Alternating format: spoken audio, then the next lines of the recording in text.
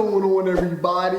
It's your man J Coop, and today we are going to do a story time on how a Kenyan feast turned into baboon butt. Let's get into it. J Coop. I like it. Mother Africa, Mother Africa. Come on, Mother Africa, I'm coming home. Welcome to Coop's Corner. Come along for the journey. It's a lifestyle and it's all about learning. I love you, Africa. Okay, guys, today we have a story time. Now, you know I have to say, hello, Africa.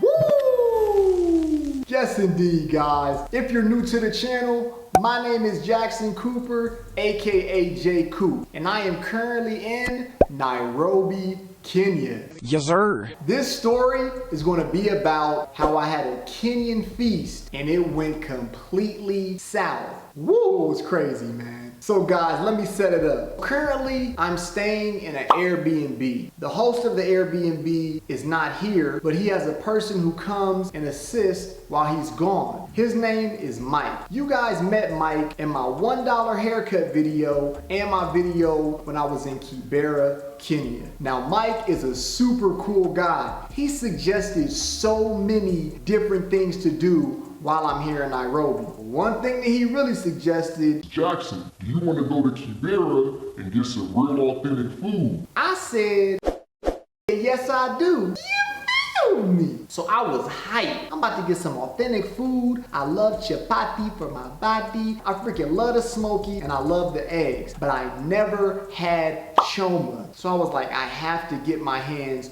on choma. Now guys, if you don't know what choma is a Kenyan barbecue that is very popular here. And I understand why. So let's get into it. We head to Kibera. It's at nighttime, guys. It's super lit. It's popping. Everybody's out there. Sasa, Nini. I mean, the Swahili is beautiful, people. I'm loving the vibe. We go into a hole in the wall little spot. It's like a butchery, but it's so dope, man. This is like eye-opening stuff. So like I'm sitting here watching the kid chop up the kechumbari. Mike was like, Jackson, do you want some kechumbari? I said, of course I do. I didn't even know what it was, but I heard people say that I should try kechumbari. And if I'm pronouncing it wrong, guys, please forgive me. I'm still learning. The guy is whipping it up, cooking it up, chop, chop, chop, chop, chopping up the tomatoes, chopping up the avocados, chopping up the parsley, chopping up the onion. You can only find this in Africa, people. My mouth is already salivating at this point, and I cannot wait to eat the kechumbari.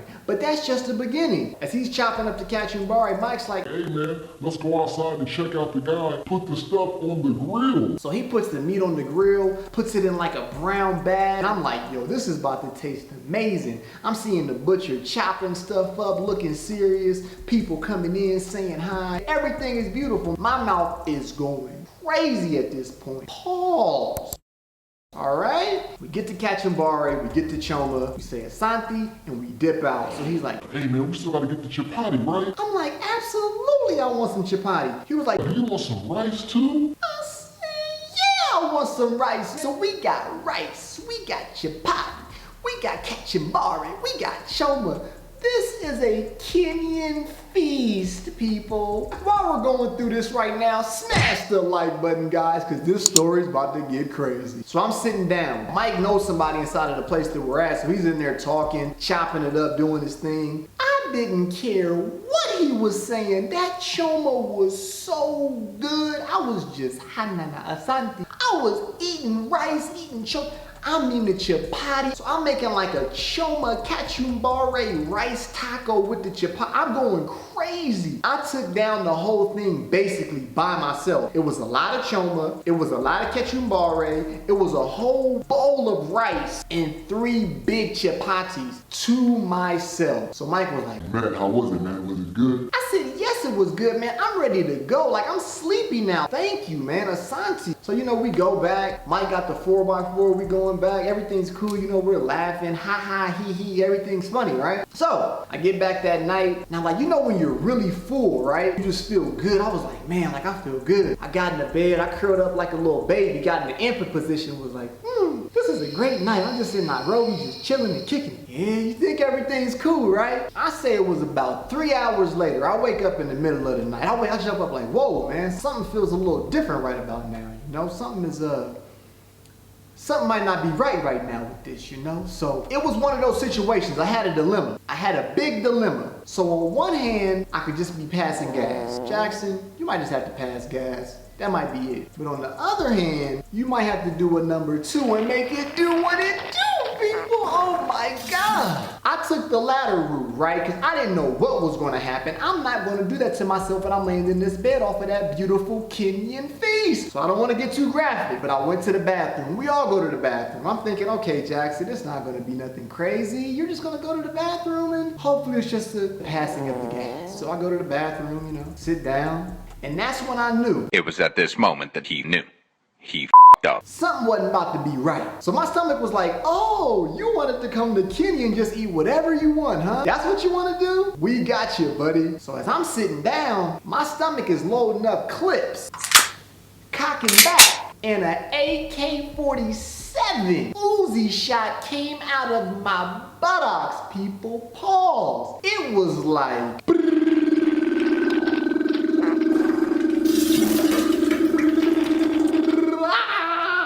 on the toilet looking like Denzel in Training Day.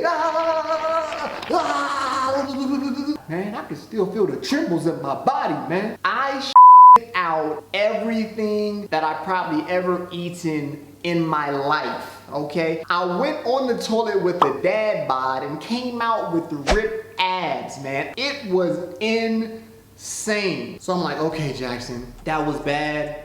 But you're good now. Just go back to bed. So now I'm in real infant position. Now I'm all the way curled up. Knees are touching the chin. I'm like, oh God. So I go to sleep. Time has passed. It's morning now.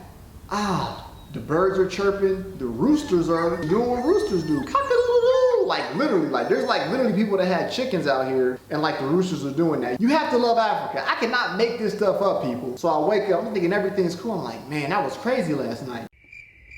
And something still didn't feel right, man. I went crazy. I went crazy for the rest of the day and for that whole next day. I mean, clips were getting emptied in and out, man. Shredding my cheeks. Pause. God, thank you for saving me. If you guys didn't notice, in my interview that I did with Miss Dana, I was sitting on a pillow. I didn't even notice that you can see the pillow until it was time for me to edit because I had baboon buttocks, people. I had the buttocks of a baboon. Do you hear me? And the irony of it. When I went to Diani Beach, we were walking around thinking everything was cool until I saw those baboons. I saw those baboons running and I was like, those are big animals. But I peeped their buttocks and I said, whoa, that's Rafiki. And I felt like Simba, but I looked like Rafiki. But I feel much, much better today. And the moral of this story is never overindulge. I know you want a lot of something. Take bits and pieces at a time. Never take the whole cake. Only get a slice, people.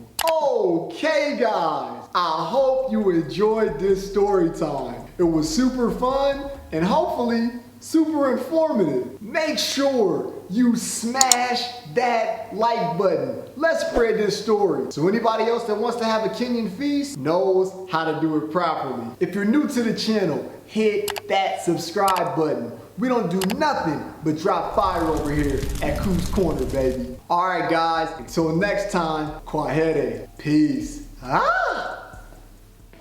Welcome to Coop's Corner. Come along for the journey. It's a lifestyle and it's all about learning.